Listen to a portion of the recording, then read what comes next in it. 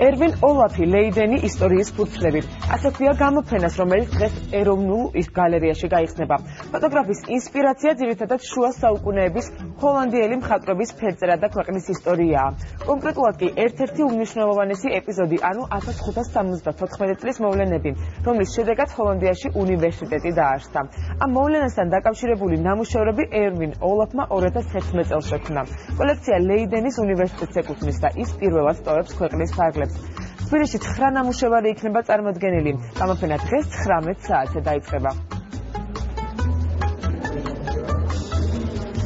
ჰოლანდიელი მხატვრების შუა საუკუნეების მხატვრების ნამუშევრები, ამ თემაზე შექმნილი ნამუშევრები ძირფესვიანად შეისწავლა, შემდეგ თავისებურად გაიაზრა ჰოლანდიის ისტორიის ეს ყველაზე მნიშვნელოვანი ეპიზოდი და შექმნა ახალი ტიპაჟები, გააცოცხლა ახალი სახეები და საერთოდ შექმნა ეს 9 ფოტო. ერვინ ოლაფის გამოფენა საქართველოში პირველად იმართება და ვფიქრობ ეს ძალიან მნიშვნელოვანი მოვლენაა. ამ ექსპოზიციით ქართველებს უკეთ გავაცნობთ ჩვენი სამშობლოს ისტორიას. ლეიდენის ბრძოლის ეპიზოდი, რომელიც აქ არის წარმოდგენილი, ჩვენი ეროვნული სიამაყეა და ეს უფრო მნიშვნელოვანს ხდის ამ გამოფენას.